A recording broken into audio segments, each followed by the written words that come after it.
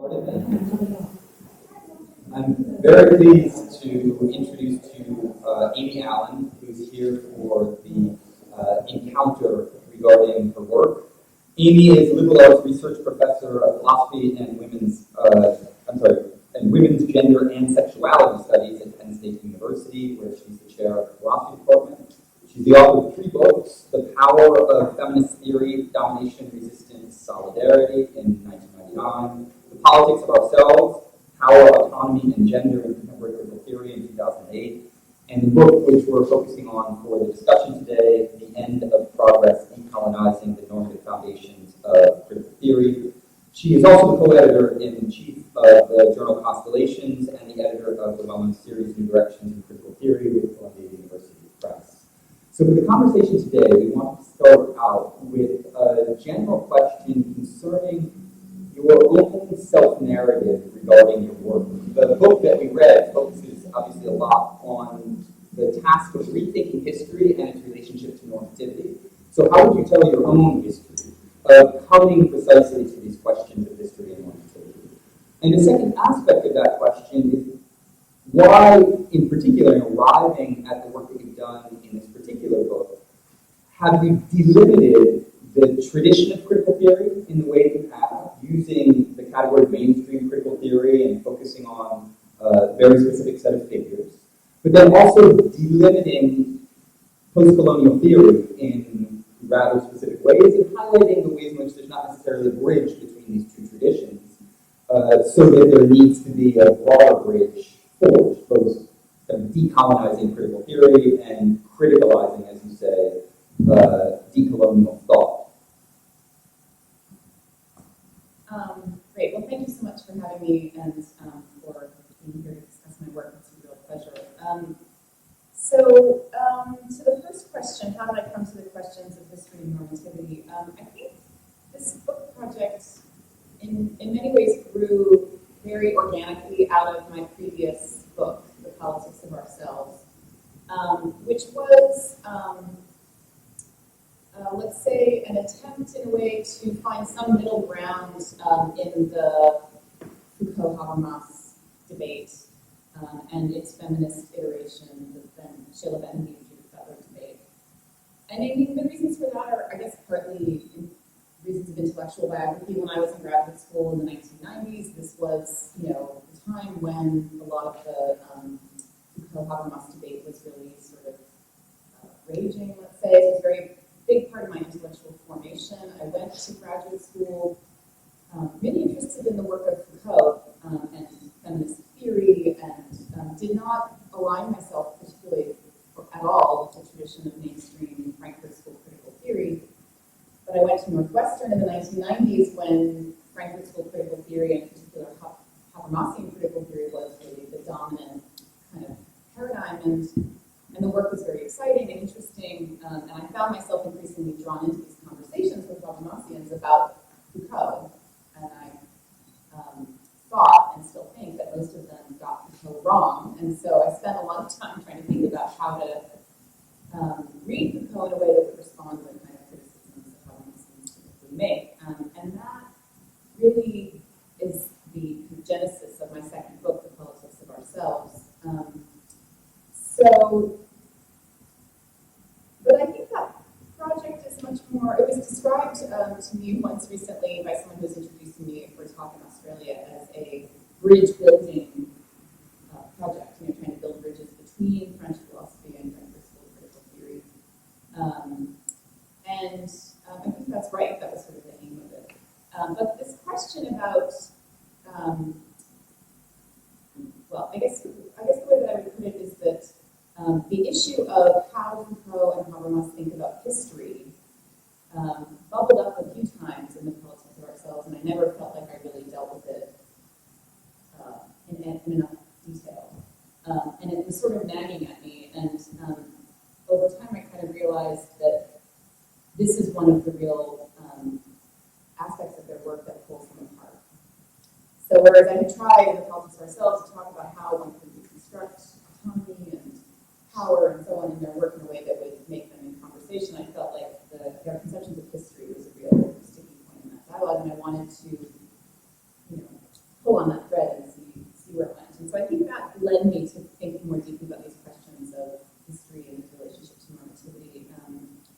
And so when the person who introduced me in Australia described my work as, one of building bridges, I kind of laughed and said, well, if my earlier work was kind of bridge building work, one might see the end of progress as a kind of bridge burning enterprise. Because it does, I think, argue much more strongly for a kind of Foucauldian understanding of thinking about history and normativity as opposed to the Habermasian. So I'll say a few words then about why I delimit the tradition the way that I did. Well, I guess partly what I wanted to do strategically was to push back against the way that I see questions about what we could call, broadly speaking, the post-colonial situation or something like that. By that I mean the political situation of a post-formally colonized world in contemporary critical theory, which is, basically my impression is either those kinds of issues aren't dealt with at all, or if they are dealt with in that tradition, they're dealt with very much in a kind of analytic global justice kind of model. So there's this, and that kind of corresponds with the two, what I see as now the two main traditions in Frankfurt, in the sort of delimited Frankfurt School critical theory mode, which are the neo-Hegelian kind of work of Axel Honneth, which really doesn't engage in questions about global justice or it's really very rooted in that kind of thick description of the normative content of the ethical life of a kind of German tradition. On the one hand, and then there's the neo-Kantian kind of approach of Rainer Force, which is very engaged in questions about the post-colonial situation, thinking about global justice, but much more from a kind of analytic global justice point of view, where we sort of derive our normative principles and then we need to apply them in various kinds of transnational or global contexts. And I saw both of these kinds of approaches as really problematic, and I wanted to sort of think about, well, why is it that critical theory hasn't engaged with this very important and impressive body of scholarship in post-colonial theory, which is, 3 decades old at least. Depending on how you want to think about that body of work. To go back to the work of Fanon, it's half-century work that hasn't been engaged with, and why is that, and what might be the barriers to opening up that kind of conversation. And it just seemed to me that the notion of progress, the way in which critical theory is really wedded to a certain understanding of progress, is a big part of the story about why there's a kind of conceptual barrier to this conversation. I'd be curious to hear more about precisely this relationship between history and norms, which we'll get to in a moment because we have other questions about how it plays itself out in your own analysis. But it's true that in giving a certain history of mainstream critical theory or of post-colonial decolonial thought, inevitably you're also norming that history in various ways. And so why is it that you decided to draw the lines in the way you did? For instance, some people would want to claim that critical theory needs to be understood as a broader tradition that isn't simply aligned on what is ultimately, at least at the sociological level, a set of European males, for the most part, really of middle class or upper middle class background. Why was it important for you to highlight that particularly delimited tradition? And the same might be said as well for the work they do on post-colonial or decolonial theory. It's true that references like Chakrabarty or Said are very much in the forefront. Fanon, whom you just highlighted, perhaps less so. How does your own history manifest a norming of history? And are there risks, problems with norming that history in particular ways? Yeah, certainly there are risks. I wouldn't deny that at all. And I, in various ways, I think in my work and also in the institution building kind of work that I've done in critical theory, have been very interested in offering a broader conceptualization of what critical theory is, not limited to Frankfurt, but including French critical theory, including gender theory in the United States, critical philosophy of race, and so on. So yeah, I think very expansive understanding of what critical theory is, and yet I guess in a way what I was doing with this book is trying to pick a fight with, a very particular strand of critical theory that, for better or worse, mostly for worse, sort of thinks of itself as owning, as sort of really being the true critical theory tradition, and so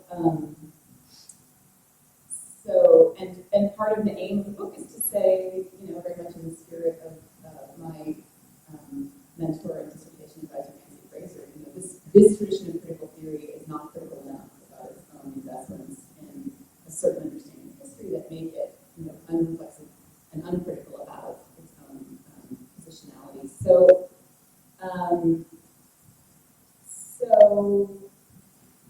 I guess that's the answer I could give to the why question. In a way, the book, because it sort of also wants to read Foucault and Adorno together, is another kind of argument similar to ones that I've made in my earlier work, trying to bridge a divide between the French critical tradition and the German one. Although my particular interests in the French tradition are rather narrowly on Foucault, but that's, I think that's book does part of that work, but it's not the broadest conceptualization one can give of critical theory. In terms of post-colonial theory, I think the book can be fairly actually criticized for, really concentrating rather narrowly on a particular strand of post-colonial theory. It's certainly, and I think I'm careful about this. I try to be careful about this in the book to say, look, I don't take myself to making a contribution to post-colonial theory. That's not my aim. My aim was to kind of distill a set of arguments from within what I think is a fairly broad range of thinkers in post and decolonial critical theory about the idea of progress, where I saw a convergence between a number of writers, critical in particular of a certain understanding of progress, and to stage a conversation between that critical tradition and this frankness.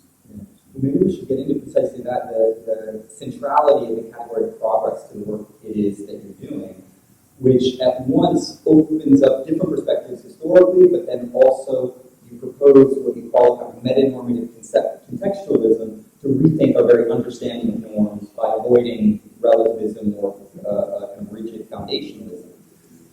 If we just begin with the category of progress, one of the distinctions that you made at the opening of the book is between a backward-looking conception of progress qua historical facts. As if you look back over history and line them up and say, yes, there has indeed been progress, versus a forward-looking notion of progress that you index as a kind of moral imperative of sorts. In making that distinction, I think we have at least two questions. One is there at least implicitly, if not explicitly, at a certain level, a fact-value distinction that's operative? And can we ultimately maintain that? Can we extricate values from facts? Or is there a way in which the values themselves are bound up very intimately with facts, and the description of facts is itself a norming project, or a project of normalization? And then the second question is, towards the end of the book, it's true that ultimately you bring back in backward-looking progress. You re-theorize it and you rethink it, but one's left wondering the extent to which you've actually left behind some of the tradition that you're being rather critical of. So another way of framing that is your imminent critique of this particular critical theory tradition so imminent that you end up imbibing some of the very understandings of history that you want to call into question? So maybe I'll start with the second question and then work backwards to the first. Well, what I would want to emphasize is that my main criticism of the role the idea of progress plays in contemporary Frankfurt School critical theory is that the idea of progress is being used as a kind of meta-normative story to justify the first-order normative perspective or principles of that project. So it's that use of the idea of progress that I find problematic and that I'm trying to criticize in the book. So that leaves, and as I say, I think several times, like if you want to talk about progress as a category for thinking about historical facts or narratives, or a forward-looking account, either one. What you really need is some kind of normative standard by means of which you're going to measure what counts as progress or regress. Once you have that in place, of course, you can make judgments about progress, either backward-looking or forward-looking ones. The question for me is, how are those principles by means of which we're going to measure what counts as progress themselves justified? Yeah.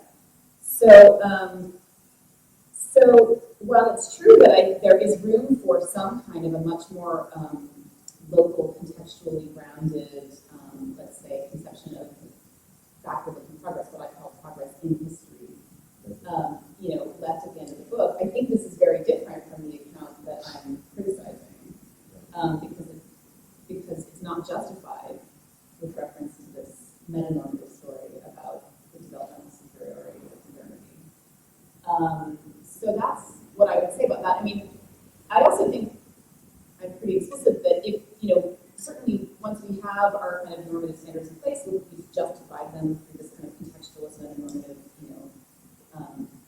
normative epistemology that I outlined in the book, we can make judgments about progress. I think we as critical theorists ought to be really careful about doing that, because there is built into, I think, the reading of history as a story of progress, there's a kind of status quo or self-congratulatory bias to that way of thinking about history that critical theorists ought to be very wary of. So I think, even though it's conceptually possible then to make judgments once we have those norms in place, judgments about historical progress in history, I think we ought to be really conscious about doing it, because there's always the danger that we're going to use those stories to congratulate ourselves.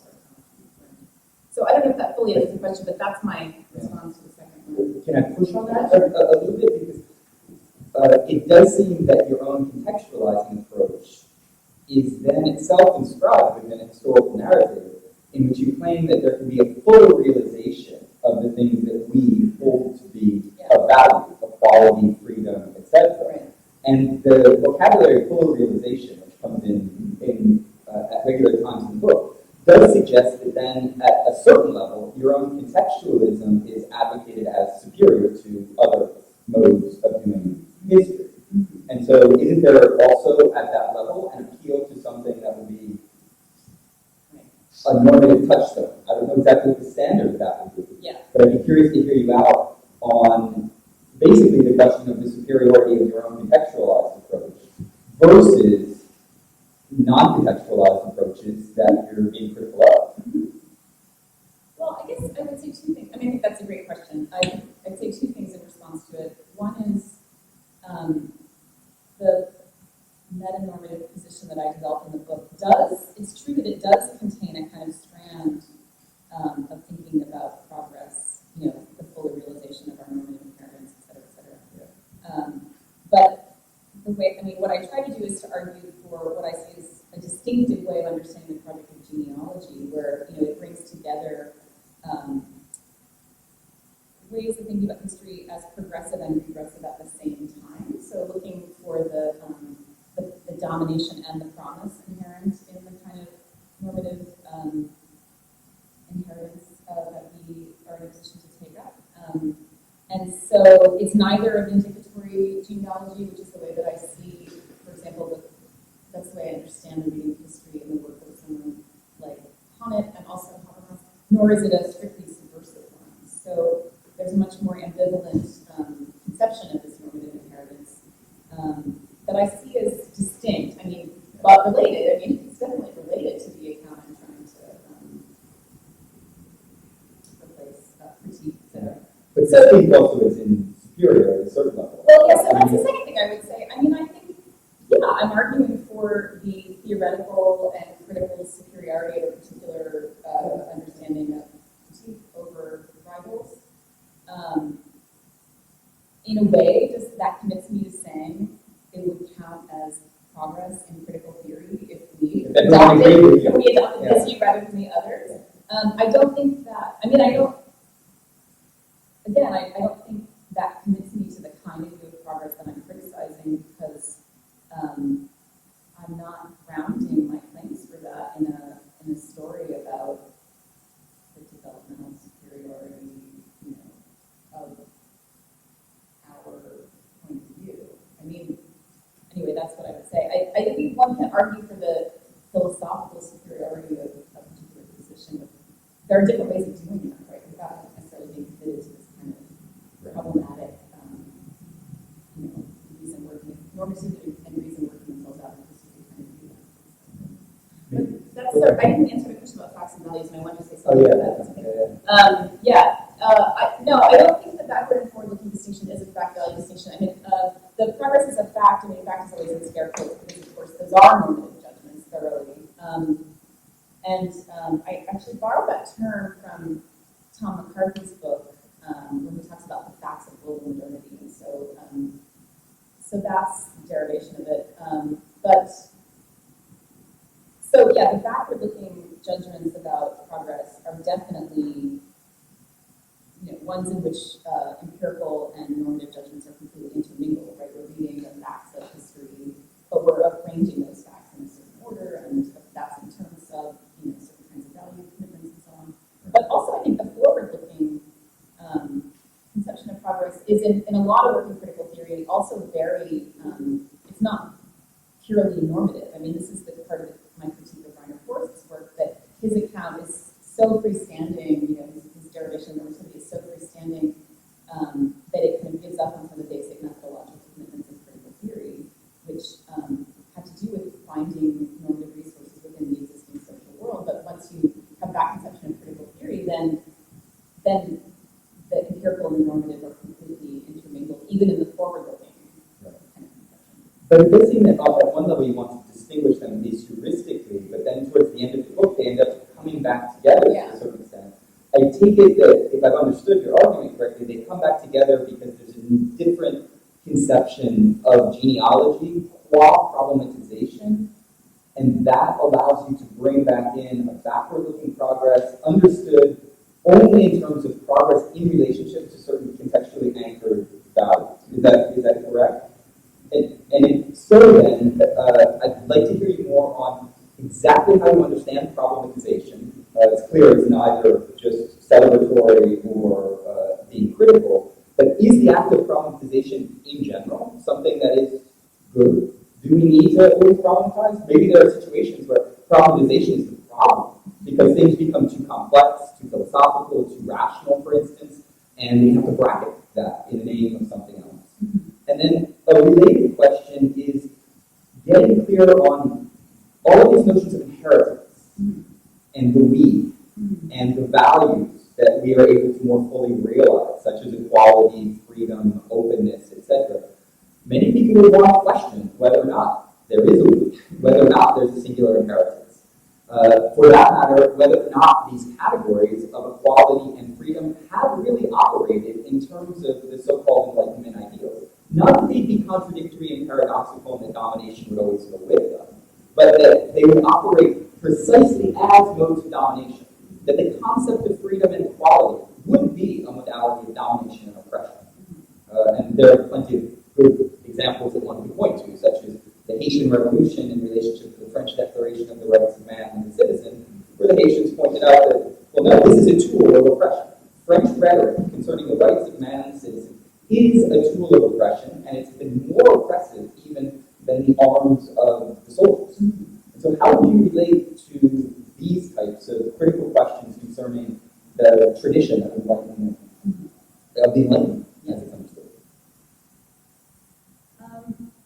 Okay, so I'll start with problematization. Is problematization always good? I mean, I guess I would say good for what? I mean, if you mean, is it always good politically or something like that? I think, well, I don't know. It sort of depends on the situation. So I would link problematization very closely to critique. I think it's, in my work, written very closely to critique. So if you ask me, is problematization always good for critique, for the project of engaging in critique? I think I would want to, dig my heels in and say yes, or at least I want to hear a good argument for why it's not. Because the way that I understand problematization is that it's about rethinking our conception of our own rationality and normativity as historically embedded, drawing on these both vindicatory and subversive strands of genealogy in order to open up a critical space on our own historical presence. That's, I think, the question would be. So, but for now, So, and the idea, which I find in both Foucault and Adorno, and I think is really interesting, is this idea, I mean, it's very much, as I see it, a kind of determinate negation, but in a specifically Adornian sense of, an understanding of modernity itself as having a historical consciousness, self-consciousness. So in other words, it sort of starts with something like the Hegelian view of consciousness and modernity, and then kind of in a radically reflexive twist, sort of historicizes that historical self-understanding. But precisely in an effort to kind of allow us to see that historical self-understanding as a self-understanding, right, as a component of what Foucault would call a historical a priori. So in other words, as contingent, not, right? So that's the kind of work of critique. For me, it's tied to history for very contingent reasons, like because, and here I'm accepting something like the view that I think Foucault and Adorno both hold, that something like a historical self-consciousness is constitutive for modernity. And so if we want to be critical of modernity, that's what we have to think through. And we think through it through the work of problematization that allows us to take a critical perspective on modernity. Now then if you ask, well, is critique always good, like for politics or something like that? I think that's a totally different question, and I think actually some of the work I'm doing now on psychoanalysis and the paper that I think some of you guys have read for the discussion tomorrow actually raises a question about, well, maybe not. Actually, critique might usually be sort of following behind and trying to make sense of, what's going on politically, things that may or may not be motivated by a critical, rational self-consciousness, like that. So anyway, that's the response to the first one. The second question, is such a hard question, I think I could answer the second part of it better than probably the first part of it, because I think the question about is there a we, is there a singular inheritance, is a difficult question for the point of view that I'm kind of presupposing. It's kind of, it's sort of like the criticism that, of a kind of occidentalism that one can make of someone like Foucault, right? There's this presumption of this kind of stable we and our form of life that we can be really good and so on. So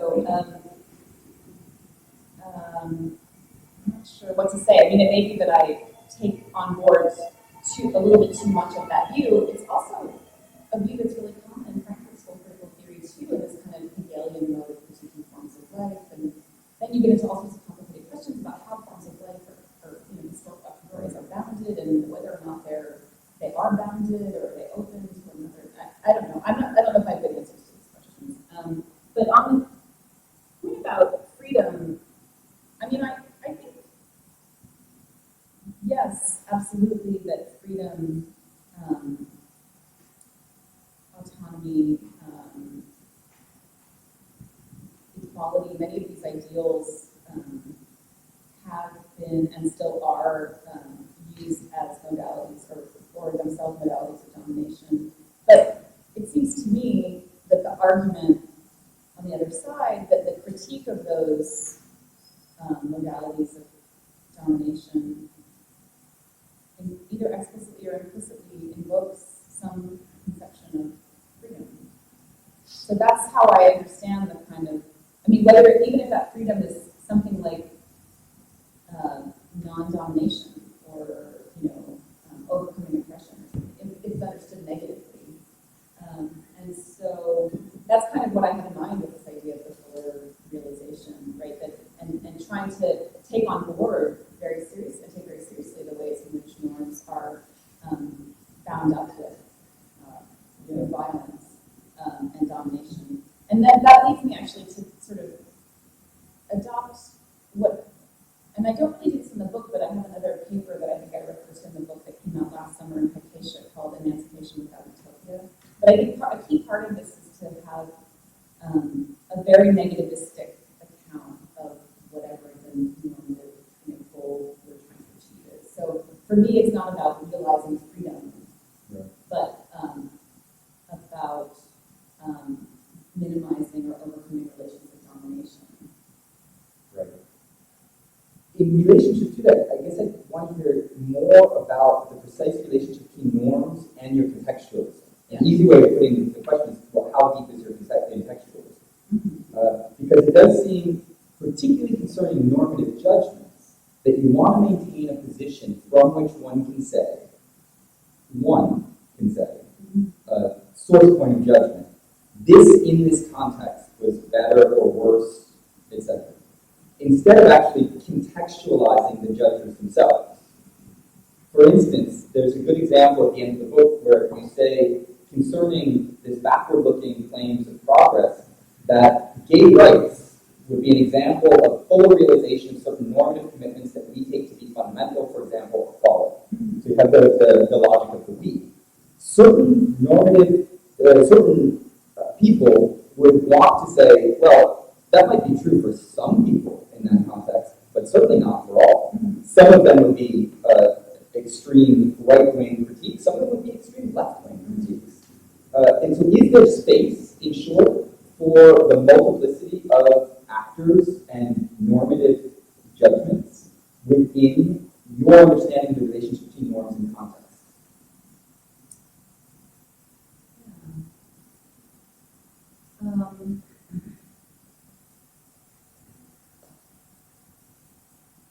Well, I don't think that my book has anything new or particularly interesting to say about how debates at a kind of first order normative level get hashed out.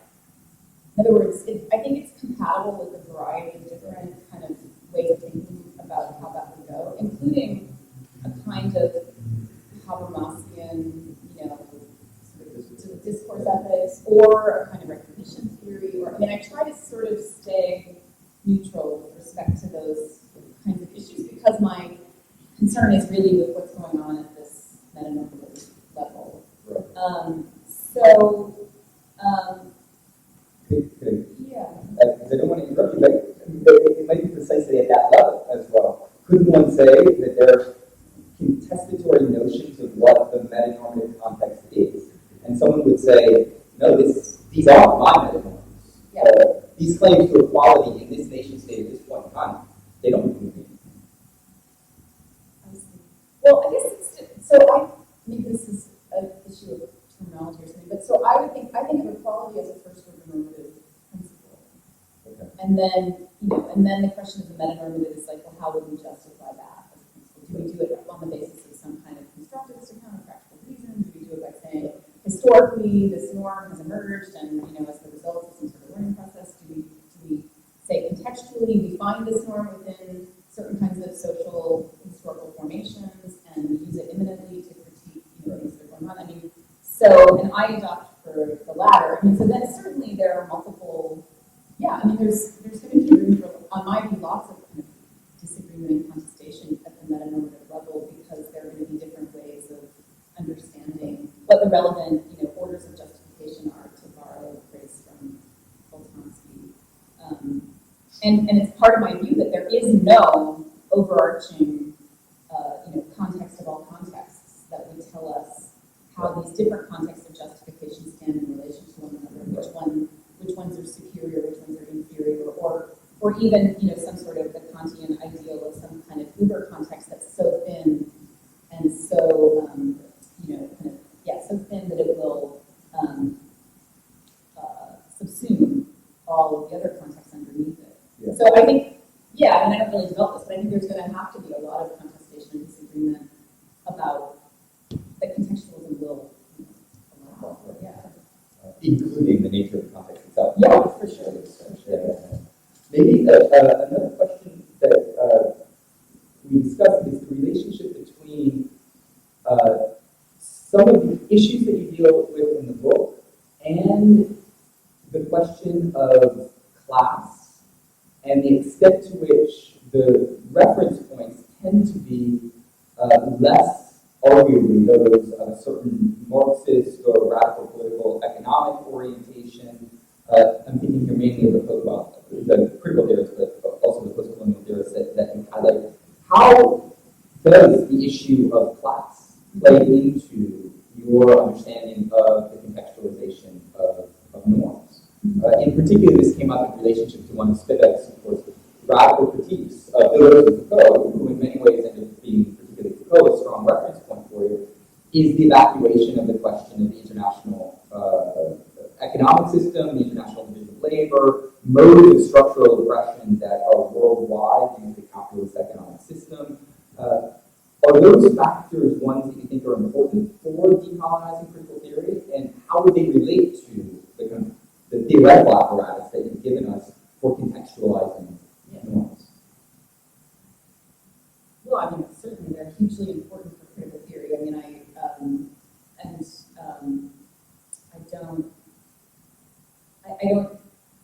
this book is not contributing to, let's say, the critique of neoliberalism or, in any way, but that's not because my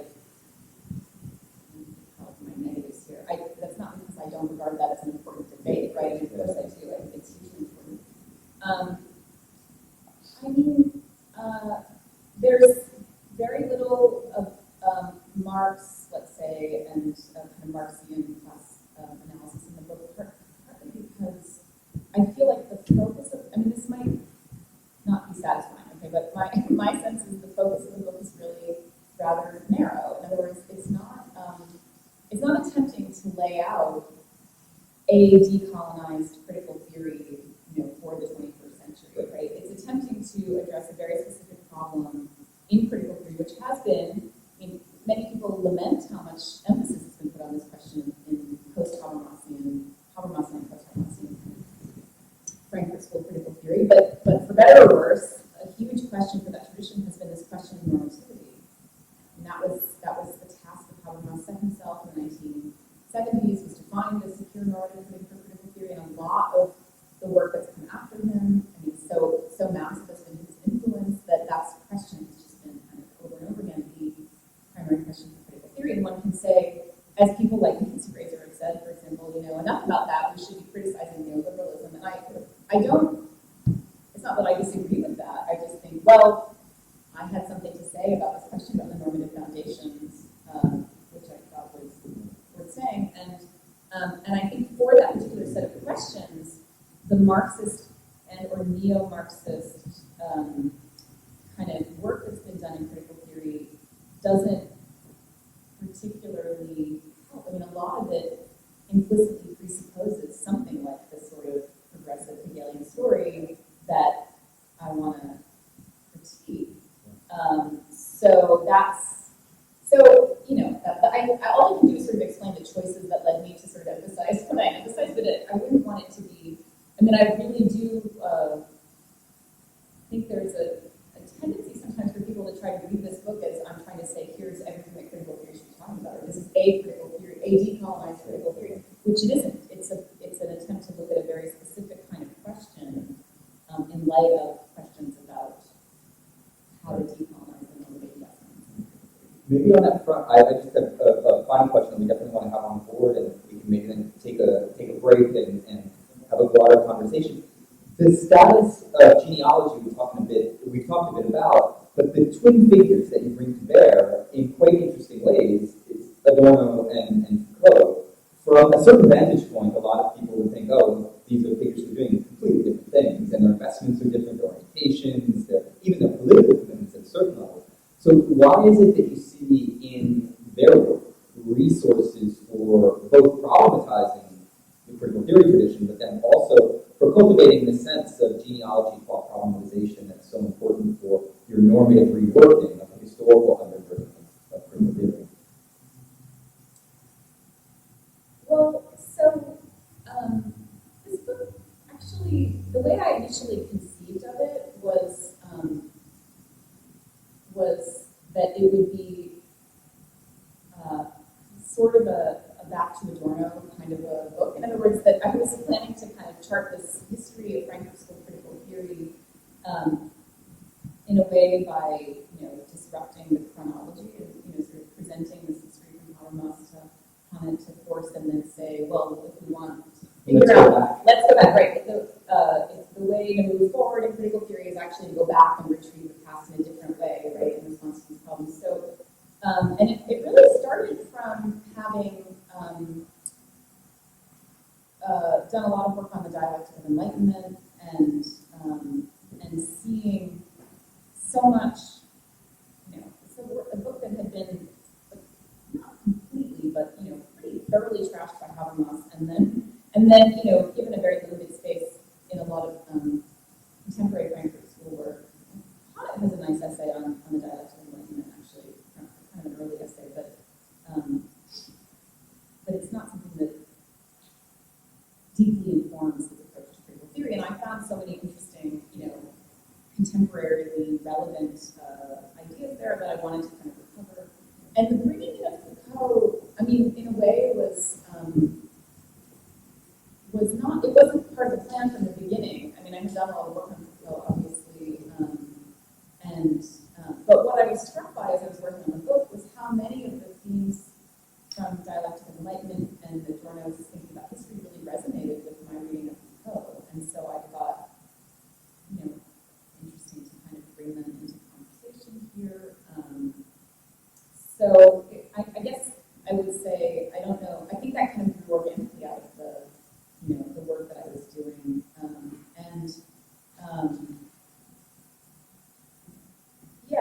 There are many ways in which their theoretical investments are different, but I guess another thing I would say is that this isn't really developed in as much detail as I would like in the fifth chapter of the book, but part of my idea bringing them together was that I wanted to emphasize how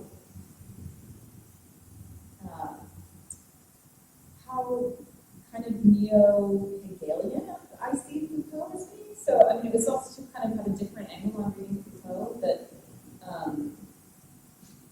I'm really interested in how in his early work he was thinking through and beyond Hegel, I think, and that's also what Adorno was trying to do, and so I see them, partly that was a new angle I wanted to sort of bring to bear on thinking about Foucault. And certainly there are ways in which they have different investments, but I think, there are different strands in Adorno's work, certainly, but there is this very strong kind of, post-structuralist kind of strand, which others have explored in relation to, his relation to Derrida and Mencken and so on. So I just saw a lot of kind of fruitful stuff there that can be excavated. Well, great. Why don't we take a short break, get some coffee, and then we'll continue with the broader conversation. All right. Welcome back. So we'll get started here again. And I think based on some of the conversations that we had, the best way to start the discussion after the break is that the group of prepared questions is just going to read a question that kind of opens things up in a very, very broad way. Yes, it's not, it's the 5 plus came up with a really long, sort of almost a review of your work. We're happy to share those, we really put our heads together and engage with our speakers. So thank you for being here and for actually getting a lot of our questions to rest in an important way. So this is just really an opening for us to talk to each other. So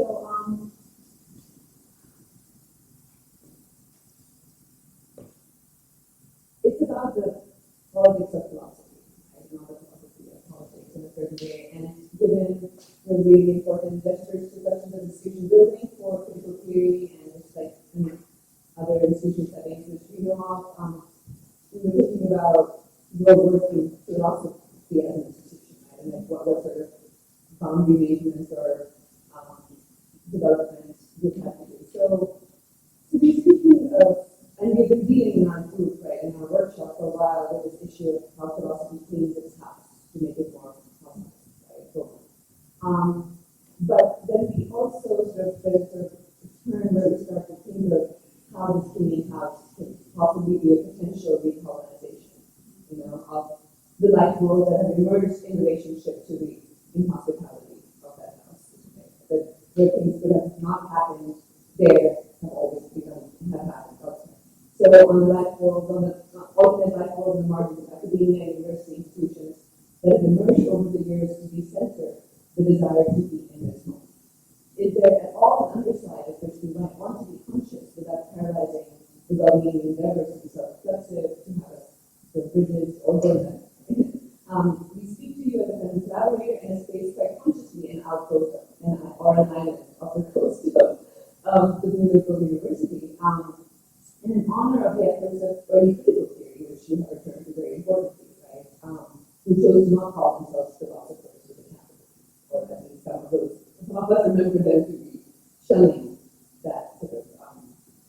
So how is your work reflected by thinking of what we've kind of come to think about as these triangular domains of institution, academy, and the university, right? Each of those different sets of relations, like naming the same thing, but certainly presenting different demands, structurations, logics, and imperatives for those who build inside and outside them. So the faculty humanities, right, the reorganization of the university to amputate interdisciplinary spaces, right, I can studies program, or these things, just kind of take the funding. I went to Penn State, where you are, and saw the destruction of various programs, which are now being rebuilt with great zest, but there's it didn't happen 5 years ago, it happened, 15 years ago. But, so how do we, or to take the political edge out of cross-disciplinarity, right, by making it the same as interdisciplinarity, or trying to think about how philosophers can be useful, right, or liberal arts can be useful. How does that, in a way, map onto the fact that we're still expropriating the labor, right, of those who have built these alternate homes, right? Which is not to say that one has to fundamentally be suspicious of philosophy, but if you are aware of philosophy as an institution and its institutional heritage, how do we keep an eye on that, which most people in power, which I, don't have to do. Right? And so what we're trying to ask is that, like, there are these spaces of emancipatory theorizing, of which the Frankfurt School was one, and others have emerged since and before, in philosophy with a capital P, and not our philosophical labors ever actually advocate their claims to superiority or hierarchy in what could be seen as, wow, let us say what we can, right? Let us rebuild in this quick way and kind of settle some problems. And could it be a sort of ill-timed, or and could it potentially evacuate certain other spaces if philosophy kind of reestablishes and reconsolidates this kind of manual in a certain way? So how does your effort as a woman philosopher, who has done a lot for diverse philosophers, right, and then diversity within philosophy, how do you stand in relationship with those that are unreflecting about a desire to reabsorb and settle these spaces into a superior logic? You're not doing that. Where do you see yourself? Because this, you consistently said today, it's very narrow. I'm not trying to create the meta resolution to these forms of normativity, which for me is maybe a political question. It's like you actually allowing there to be politics, right? That these normativities kind of contest themselves. So, but we have sensed, some of us here, this desire to kind of rebuild philosophy, kind of give it a sort of new sailing, right, by evacuating some other spaces, which could be also, like, you understand where I'm coming from. So by other spaces, you mean gender studies? Gender or, studies, yeah. and again, which is not to say that they should remain, they are without problem, right, to kind of keep giving them valorization as a discipline either, but what potential of like reshaping academic work are we missing in a certain hierarchy, right, or a form of norming of a more disciplinary reconsolidation, right, is allowed to happen, and especially by us who are scattered. Okay. Well, that's a really interesting and complex question. I'm not sure. I mean, I guess one way to answer it would be to.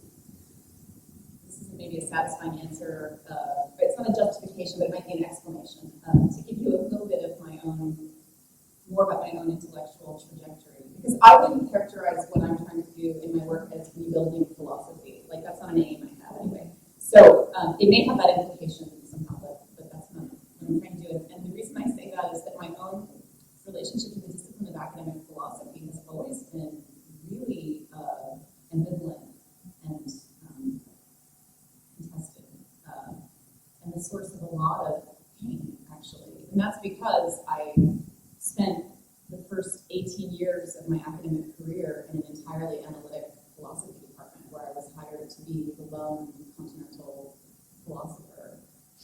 And so I was constantly fighting the position that my work was not really philosophy. And so I, felt really kind of alienated from the discipline of philosophy for quite a long time. I mean, of course, I was always very involved with SPEC, I had networks in European and German, particularly academic philosophy. It's not as if I did never talk to other philosophers or something like that, but my impression was always that the discipline of philosophy does not want me in what I do. And that's just because the people, that were sort of primary representatives of it in my life gave me that impression really strongly. And I was really on the verge, actually, of leaving philosophy entirely. I had moved, when I was still at Dartmouth, I had moved my position, or half of it anyway, and my physical location to gender studies, precisely because I just thought I was tired of beating my head against this particular wall. I mean, it's just not worth it. I think of my work, it's true, I think of my work as very motivated by classically philosophical kinds of concerns, and this whole thing about, metanormativity, this sort of like a debate only a philosopher could love in a way. Like a lot of people would say, who cares, just get on the business of talking about politics. And I recognize that. Like, I think, that's a really strong impulse in my work.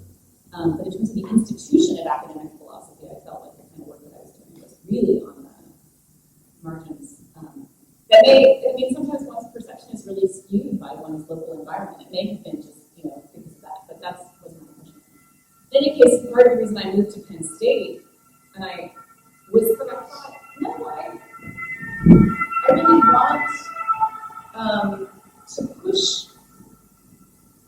for a different way of doing philosophy. And I thought this is possible at Penn State, and that's what that department is trying to do, and that was important to me. It's related, I guess, I don't know, it's a sort of, this is something that would need to be talked about psychoanalytically, we can talk about it tomorrow, but I have this really strong desire to kind of beat my head against brick walls. It's like, this book, why am I trying to get these Frankfurt, not just school, but actually residing in Frankfurt, critical theorists, right, to think differently about what they're doing. And I think, well, they say they're critical theorists, and so they should be more reflexively critical of what they're doing, and they should have to sort of address this set of questions. And maybe it's the same thing about my relationship to philosophy as a discipline. In some ways, I think I'd be happier if I could just stop picking that fight, but I somehow feel like, no, but academic philosophy should make room for the kind of work that I'm doing, because it is philosophical, and even though it seems to be not appreciated by mainstream approaches. So that's how I would sort of think about my relationship to academic philosophy. And in a way, I think what the book is trying to do is to open up the space for a different kind of dialogue or discussion.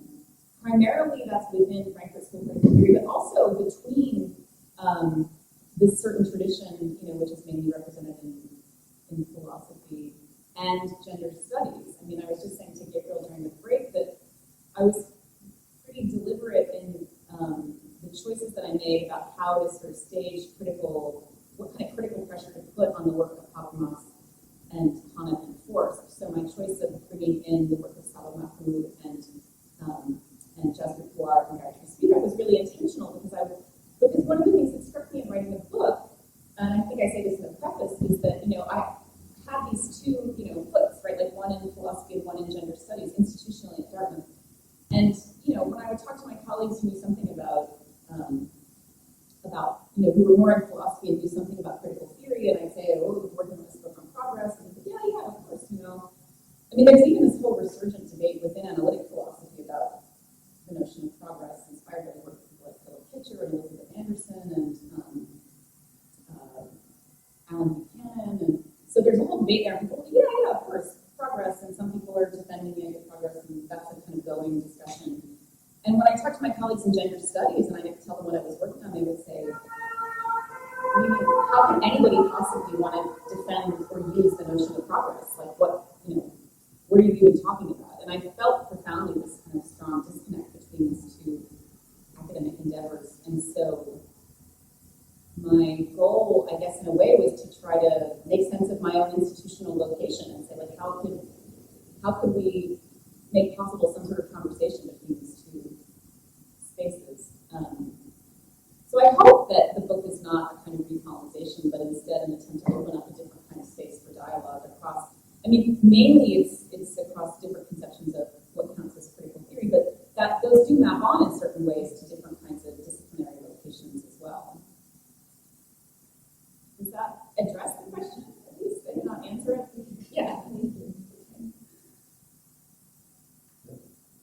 I think that we also come from quite disciplinary background, and so I would like to ask a question coming from my background, discipline, which is architecture, and of course the notion of grounding things is extremely, in very many ways, very important in architecture, and extremely problematical because all the grounding of architecture are really kind of ignoring the fact that architecture is fundamentally an extremely slippery concept. You know, it's groundless as a discipline. The rigidity of technology and sort of sliding on the preferences of others, and that it's all these problems really different problems. So, and I don't have to go aware of this, but in recent years, well, maybe 5 years ago, this is huge, sort of very influential debate or wave in architecture theory, like the post-critical move towards the post-criticality. And what that meant was really giving up the idea of grounding architecture or creating grounds where it would be critical, but just embracing kind of performativity of thinking with emphasis on an atmosphere and what the building would perform, you know, what it would do with people. And of course, a lot of this is just absolutely becoming integral to a capitalist machine. Because you know, it reflects exactly what capitalism wants architecture to do, sort of those sensations, you know. So my question is really on the topic of where something goes, rather than trying to establish the ground. And whether, which is engaging with notions of affect, because the sensitivity to both kind of work. So I'm thinking about how you think about grounding in relation, and all that sort of careful, rationally sort of thinking work that you're doing in the book, in view of where the book goes and what it does, and the influence it has as a work, you know, as a work of scholarly work, but equally in terms of artistic work, and you know, I'm just like to that, if there's a tension, if it is for me, in the work I'm doing, and trying to sort of acknowledge the groundlessness of architecture, but still, I don't know, it's my problem. How you construct the ground takes into account that what ultimately counts is the effect of things, and kind of, you know, the effect of practice or the effect of thinking in the real life world. And how things are appropriated, used, misused, and so on. So it's a very question, but I'm just interested to know how you think about those things. What can you hope for? What do you hope for the book? But I guess you will really answer that question in creating space for dialogue, or I'm thinking how I can translate that to my own practice. Yeah, and I guess I would start, answer the what can we hope for question with respect to what could I hope that this book might accomplish. Like, really, not like big, what can we hope for, like, really narrowly. I would say something like what I said in response to the previous question.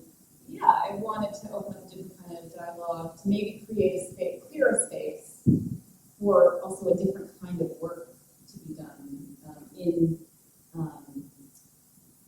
this tradition that comes from, you know, that of Frankfurt School critical theory.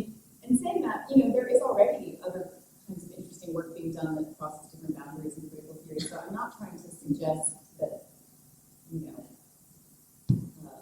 I'm first, or this is the only way to go about it, or something like that, but rather I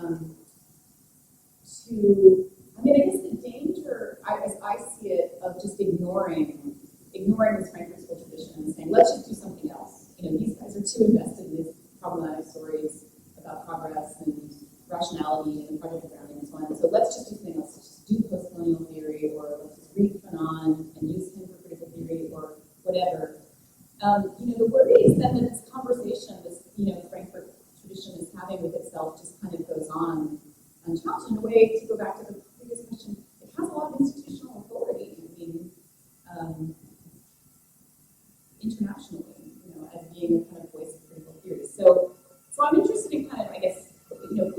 noodle on that conversation a little bit and kind of trying to clear space for different kind of work to be done within, to be done and to call itself critical theory in the Frankfurt School tradition. Right? So it is a question of inheritance, right? It's a question of like trying, I see myself in the book as trying to inherit and take up this tradition of Frankfurt School critical theorizing, but in a radically transformative way. Some might say not radically enough, but anyway, others say too radically. I mean, but anyway, this is what I see as a radically transformative way, which then might clear space for different kinds of work to be done in the name of that tradition, not as somehow outside or different, but So that's what I guess I would say. I mean, on the question of grounding and groundlessness, that's very interesting. And of course, this issue about post-critique is going on in a lot of different disciplines right now. Thinking about the work with Latour and some of the conversations going on around that, and new materialisms and so on. And I guess in with respect to that discussion, this work is still very much on the side of critique.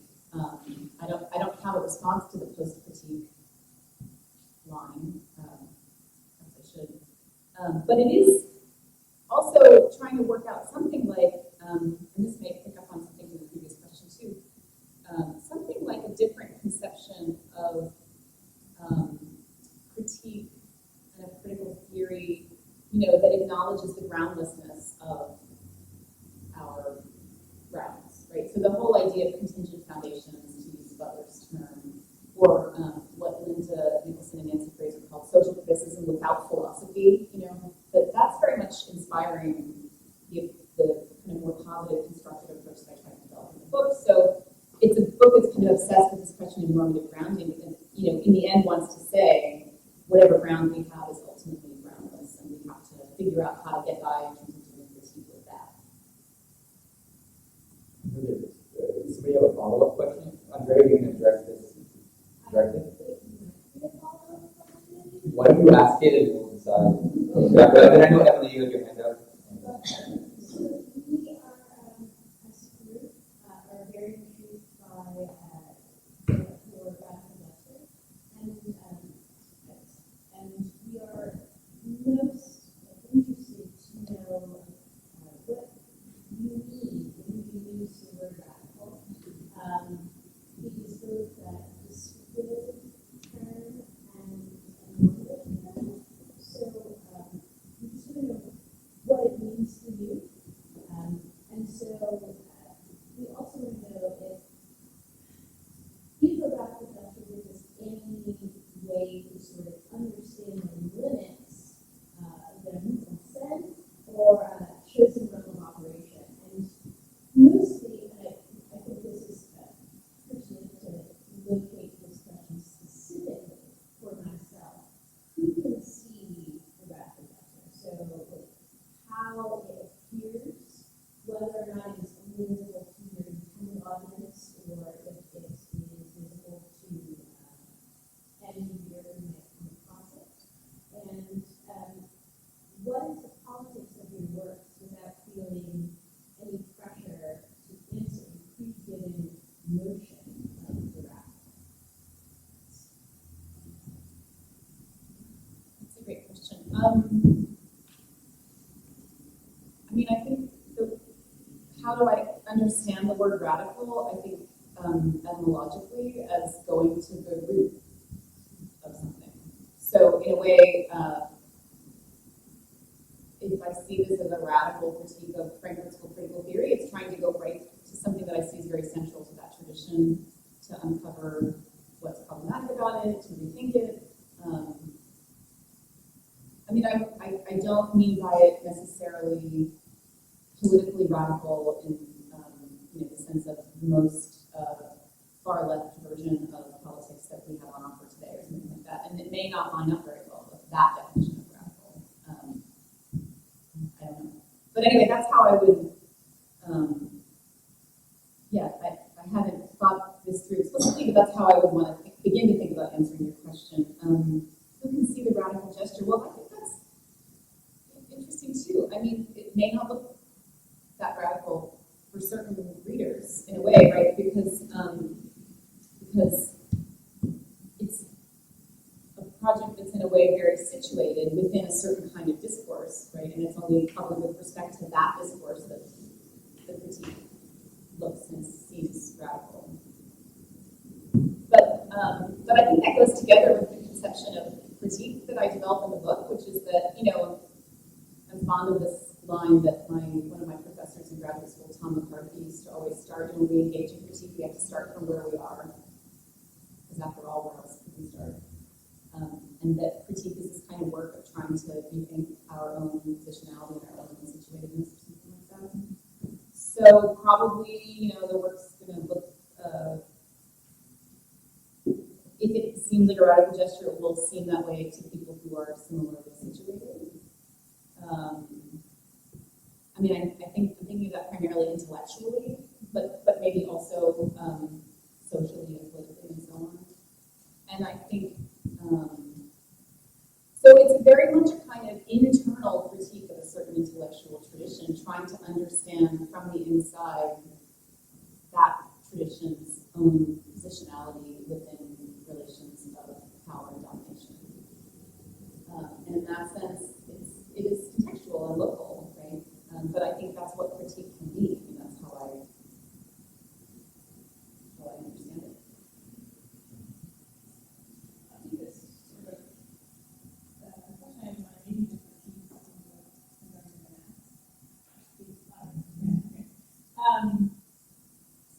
in talking about the idea of opening up the space for dialogue between the two, it seems like, or the question I want to sort of ask is, like, who benefits from that open space? Because it's very clear how critical theorists in the narrow sense benefit from it. Basically, what you're doing to them is saying, you have these stated goals and aims, and you're not fulfilling them. Let me show you how you can do it. And so, like, for them, right? But is the benefit for the people that you're sort of using to show that, is it this really pragmatic benefit that it uses the power of that group of people? Because you sort of pointed to that institutes have a lot of authority, and that's why this is important. Is it to diffuse it? Is it to sort of give other people voices in that? I think the worry that comes from thinking of it that way is it sort of makes it seem like in order for those people to be legitimated, they have to come under this umbrella of critical theory, which even more describes it as this like dominant thing. So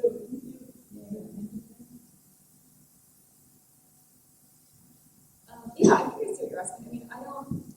I guess I would say, I don't really know what the point of politically, like within the institution of critical theory was of writing this book. In other words, I'm not sure why I did it. Just to say, and I was talking to Gabriel at the break, like a lot of the people within this tradition, including some close friends of mine, are very, very upset about this book and have made that clear publicly. So that has made me wonder sometimes, why did I write this book? Like, what's wrong with me that I wanted to alienate, these people who are my friends? So, and some of my and some of my mentors, I wrote in the preface about how this book was, a lot of the research for it was carried out when I was a Humboldt Fellow working with Axel Honneth and Ryan Forst in 2010 and 2012. So these were my, supporters intellectually, and this is what I have produced as a result. So what was I trying to accomplish? I'm not really sure. I think my reasons for writing it were probably, the reasons that I can give you would be just more philosophical. Like I saw a problem in this tradition, and I wanted to kind of think through it differently.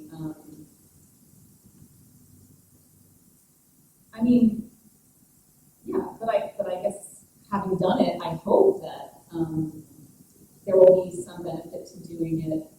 And the benefit may be, I don't see it as reconsolidating the hegemony of critical theory or something like that, but as allowing it to engage more openly with other usually says are not really critical theory. Right? So partly that's, in other words, trying to have a kind of broader conceptualization of critical theory where things like feminism, gender studies, queer theory, post-colonial theory are part of this bigger conversation. And I think why is that a good thing? why is that a good thing? Yeah, why do we want that? Well, I think it would make, so maybe my answer to your question would be primarily it seems like it would be good for the critical theory tradition. It makes it more interesting and open and richer and more critical. And I think that would be good as someone who, is sort of, that's my intellectual formation. But I think it could also be, I don't know how far I would go in saying this, but I think, there's this idea that I talk about very briefly at the end of the book, criticalizing post-colonial theory, that there are some methodological resources within the critical theory tradition for thinking through these entanglements of reason and power that I think are productive and could be beneficial for different kinds of critical traditions to be able to draw on. I also wonder if it might be helpful to kind of think through, like you said, the fact that you worked on this project in the constraints of a Humboldt fellowship. Yeah. And that, a lot of us come from the American context, but just the German academic system doesn't have a lot of the same kinds of discussions happening right now. There's such a kind of proliferation of women and gender studies departments, race theory. Germany, in a lot of sense, this is a different kind of climate. So maybe one of the things that your book is doing is bringing into the more of a kind of international context some of these discourses related to the German academy. So I do think that we need to think through this kind of contextuality, on the basis of a German academy and an American academy. One other way to justify the project maybe. It seems very clear what it is, to engage in interesting discourse within Germany. That's a point too. That's true. What you say about German academia, I don't know it from the inside, but my experiences with it, what you say is correct. Certainly these, feminism has not taken root in academic philosophy or even in academia as widely as it has in the United States. Certainly not queer theory yet. Not really. So yes, I think that's right. But just to go back to the previous question, I feel like this, this is a tradition that I love, that I think has many wonderful resources in it. And the methodology of it seems to me really so important, as a kind of alternative to either kind of neo-realism thinking about politics or the mainstream empirical approaches, and also to, kind of normative ideal theory. So that's the methodology that inspired the first generation of critical theory, I find tremendously intellectually productive. Now, they don't own it, but they have really, really highly refined and interesting reflections on that methodology that I think can be useful across a variety of different intellectual and disciplinary contexts. So I think trying to somehow convince or open up a space for a reception of that work by others working in other kinds of critical traditions, feminism, queer theory, etc. To get past the stumbling block of progress and foundationalism and say, no, there's stuff in this tradition that's really generative for these other projects. I think that could be beneficial as well. Of course, there are other people. I wouldn't pretend like I'm the first one to say, okay, let me go back to the drawing board. There's interesting stuff there for feminism or critical theory or whatever, but others have done that kind of work. But I'm trying to maybe add to that conversation. Thanks very much for the book. It's really quite a lot to think about. I'm not just starting to think about the project. I've got a certain investment in it right now, and I'm just interested a little bit in some of the details of this category of progress. And I really appreciate the kind of attentiveness to the ambivalence of this usage of progress, and I'm just really kind of interested in what you make of this other piece he writes, just called Progress. Here's the models book.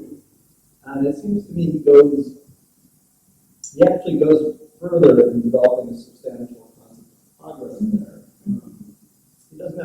reverse of progress, exactly. But he says there's a moment of criticality in the concept of progress insofar as it kind of comes into contradiction with the logic of capital.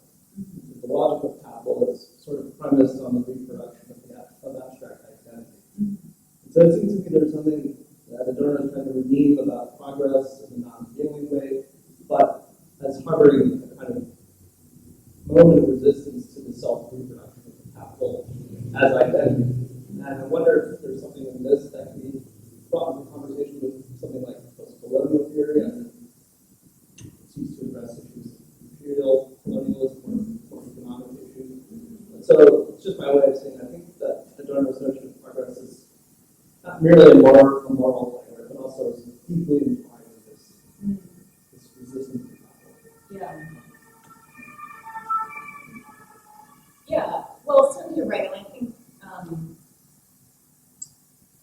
I would have liked, if I had more time, I would have written, I think, more about how an Adornian kind of cultural Marxism could provide interesting resources for, certain kinds of questions that come up, still are very live about, neoliberal capitalism and its intertwinement with imperialism. So I think you're right, there's a lot more there that I could have done. I mean, the progress essay is so complicated, and I don't do a close reading of it. I more kind of pick out a couple of little themes that I want to highlight that I find interesting. So I think my reading of it is probably pretty partial. And partly because, there's the whole thing about technological progress that he's really concerned with there that I'm trying, to set aside just for purposes of really focusing in on this question about moral progress. So I'm not sure what else to say. I mean, I think, so the theme that I sort of want to cover most from the essay is the idea that in order for there to be something like progress, that all judgments about progress in a kind of moral, political notion of progress up to now have been false because there's been no notion of humanity on which they could actually be based. But that might be established, that kind of notion of humanity, and then that would allow for judgments about progress in the future, the possibility of progress in the future. So it's that kind of break. I mean, what I find really interesting is this kind of breaking apart of the different aspects of progress, what I call the backward-looking and the forward-looking conceptions, that kind of conceptual move that I see operating in that essay. It's not the only thing going on in the essay, but it's that move that I really want to pick up on and do something with. But you're right that for Adorno, so whatever we count as progress, I mean, he's enough of a Hegelian Marxist to say, it's not just that we dream up moral and political imperatives, our ideals, and they have to be somehow historically available to us. And in that sense, the normativity is always embedded in history.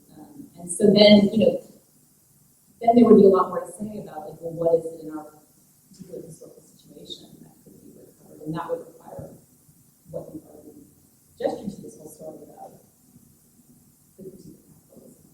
Yeah.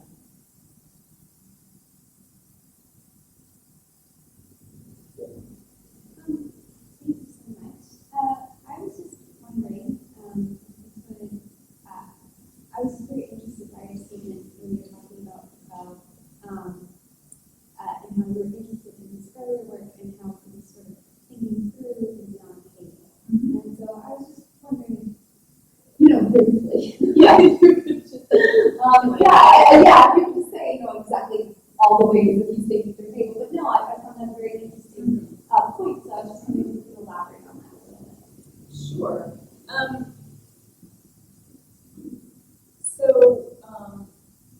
guess partly this is it's an interpretive claim that I would make about Foucault that I haven't really worked out worked it out in great detail. I didn't do it in the book, sort of in the background. And I was going to write a paper on Foucault and Hegel last year, but because I moved and took a new job and became head of department. I didn't have time to get to it. So I may still, but I haven't done it. I haven't worked it out in detail yet. But the idea is this, that there's been a lot of discussion in the secondary literature on Foucault about his relationship to Kant, looking back at, and I contributed some to this in my second book. I have a chapter on Foucault's relationship to Kant. And that was sort of motivated by what looks like this contradiction between his early critique of Kant and his late discussions of Kant's What is Enlightenment essay, in the essays What is Enlightenment, What is Critique, where he positions himself as an inheritor of the Kantian Enlightenment project. And, so that generated a lot of, head scratching and what's going on here. And there's been a lot of interesting work done by people like Han Pyle and Sala and others trying to look again at Foucault's relationship to Kant and sort of see how to make sense of what looks like this contradiction in his work.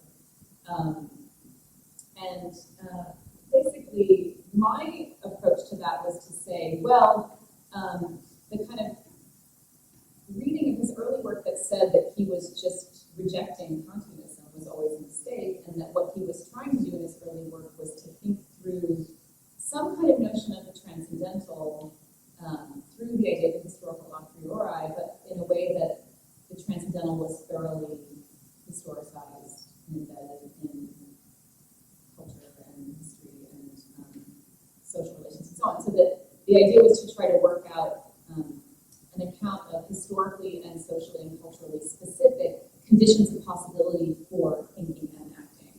And it's that latter part that's the Kantian strand, right? So, but what's interesting is that the first part, the historically and socially and culturally specific conditions of possibility for thinking, for rationality, and so on, is sort of already tracing Hegel's move away from Kant, right? His attempt to think about rationality and thinking and ethical life and so on is thoroughly historically embedded. And so I think that part has been less well appreciated in the philosophical secondary literature on Foucault anyway. There's very little discussion of Foucault's relationship to Hegel, but a pretty well-developed discussion of his relationship to Kant. And that's interesting because his move, his sort of Kantian move is this thoroughly historicized Kantianism.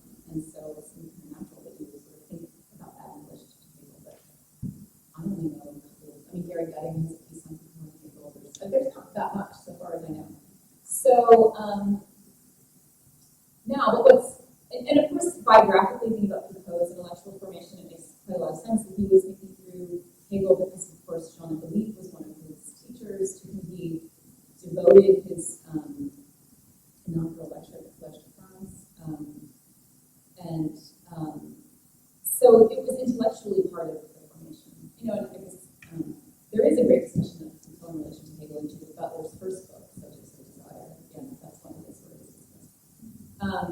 But there, the narrative is like, the French philosophical tradition was, kind of rejecting Hegel. And I think that's right, but Foucault was also, in a way, rejecting Hegel in a very Hegelian way, to me, right? Precisely by, at this point, I think it's controversial among Foucault interpreters, because there are a lot of people who want to read him in a much more Deleuzean vein, I guess, where, the sort of talk of Hegel is really anathema. But as I see it, what he's trying to do is to historicize the very idea of historical self-consciousness I said earlier. And that, to me, is this kind of out-Hegelian Hegel or something like that. Or Lynn Huffer uses the phrase de-dialectizing Hegel. So it's sort of thinking about what a Hegelian conception of historically embedded forms of rationality would be without the teleology, without the kind of notion of reconciliation in and through history. And I think that's, to put it really briefly, that's Foucault's notion of the historical a priori. That's what you get if you radicalize Hegel's notion of historical embedded forms of rationality without teleology, without historical development.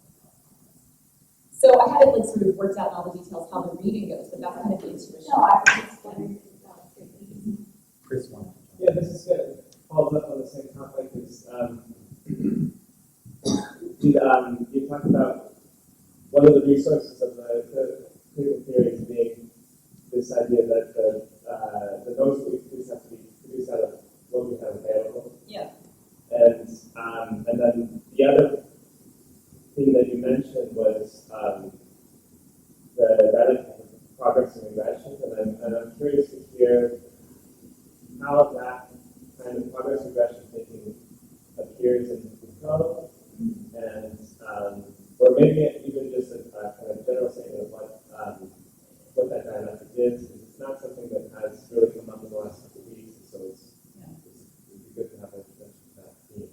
Yeah, so the first thing I would say, it's not a dialectic in the kind of sense of a positive dialectic that gets reconciled, in a more complex, internally differentiated concept or something like that. So it's a negative dialectic, I guess. So it's supposed to be left unresolved. Right? There are these two strands, and the work of problematization is about sort of maintaining the ambivalence of these two strands without trying to resolve one into the other.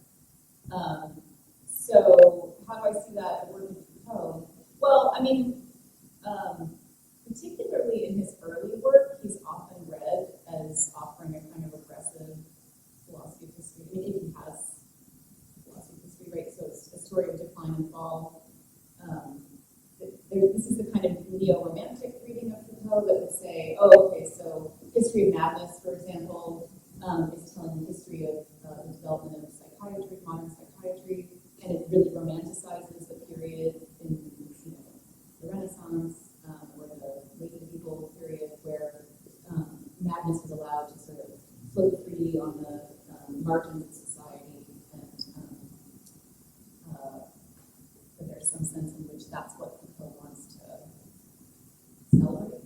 And I think that reading is wrong of Foucault's work in general, but in particular of History of Madness, that his reading is much more complicated than that. There is this kind of regressive strand in it where he's trying to get, but that's really a part of the narrative that he's telling, or the genealogy, I guess, that he's telling. But that's done, as I see it, in the name of the work of critique, which is something that he, in his later work, explicitly kind of characterizes as part of the positive inheritance of the Enlightenment that he himself is positioning himself within. So as I see it, these two strands, are kind of both in play throughout his work, even if he's not kind of explicitly thematizing the critique / freedom and autonomy kind of strand in the early work. I think it's implicitly there that and that they come together in this notion of problematization, but they don't come together in the sense that they're reconciled. They come together in the sense that the ambivalence between the two is what fuels problematization, I guess. Does that address the question? I wonder if I could, we're going to arrive at the end of our time here soon, but I was wondering if I could just relate this last question back to the first question of institutional power mechanisms and how they operate. And I guess frame the question in terms of whether or not decolonizing critical theory, and even more broadly, a discipline or a discourse like philosophy, would require an institutional engagement at some level, and what exactly that would look like. Specifically because the history of philosophy, as it's been constituted, at least in the modern Western academy, is quintessentially Eurocentric and delimited in terms of, for the most part, a kind of tradition of the grand bourgeois male thinkers communicating across the centuries. And it would seem that the work that would need to be done in order to decolonize that couldn't only operate at the level of philosophical argumentation, but would also almost inevitably imply some type of institutional reconfiguration of that discipline, of that discourse. And we can relate this back as well to the gender dynamic question earlier that overlaps with these institutional issues. Because it's not only history of philosophy that's been coded that way, but even in the references you made to your own experience, some of the major female philosophic figures in the United States are outside of philosophy foremost. Some of them have been squeezed out, some of them never had a place to begin with. And so how, in particular, because I know you do a lot of institutional work, you've been invested in a number of organizations, publications, etc. How would you see decolonization operating and the formation of gender dynamic operating at a larger institutional level. Yeah, I mean, I think you're right that that fully decolonizing critical theory or any philosophy would require institutional change. What would that look like? I mean, that's difficult. I mean, one thing that I have been a little bit involved with is an initiative that is being run by Penelope Deutscher and Judith Butler to establish an international network of an international consortium of critical theory clusters. And the idea is to provide resources for critical theory clusters at institutions throughout the world, but, sharing curricula, news about conferences, etc. But particularly, I think their aim, as I understand it, is to help North American and European critical theory institutions to open up. So Penn State actually doesn't right now have a critical theory cluster, but I have had some conversations with Penny Deutscher about this, and I'm aware of the kind of institutional project that they're engaged in, which I think is one kind of thing that can be done to try to decolonize critical theory. I mean, in the sense that it would help, let's say, North American and European critical theorists to think differently about how they teach, what kind of materials they use, how they construct syllabi, their histories. Also, hopefully change citation practices, who we read, who we engage in dialogue with, etc. But one thing that's really complicated here is that the one's geographical location doesn't necessarily map on directly to one's position vis-a-vis the question of coloniality. I mean, so in other words, there are people working in Latin America, for example, who are Latin American, who are doing critical theory in a very traditional way, right? In fact, I was in Brazil recently presenting work related to this book, and I found myself in a very strange, what I thought was a very strange position, and had a great time. My host was delightful trip. But what I found happening more than once was my defending my critique of critical theory to Brazilian philosophers and political theorists in the audience who wanted to defend Habermas or Hannah against my criticism. So that's really interesting. Yeah, I mean, so, this institutional project, like, it can't just be about making geographical links. It has to be about somehow a kind of common intellectual project or something like that. So, also, I was recently invited to a conference that's going to happen next spring at the University of Chicago, being organized by Jonathan Leader, about between North American and European on the one hand and African political theorists about how to have a dialogue across traditions about political philosophy. So, obviously that hasn't happened yet, and I don't know how that will go, but it's part of an ongoing project between some folks at LSE and a university in Ghana that's trying to engage in some kind of really deeply comparative kind of work about these different political theoretical traditions. So I think that's the kind of, it's not that's a conference, but it's part of a larger institution building project. I think that's the kind of work that needs to be done, and more that, luckily I think institutions like the big funding institutions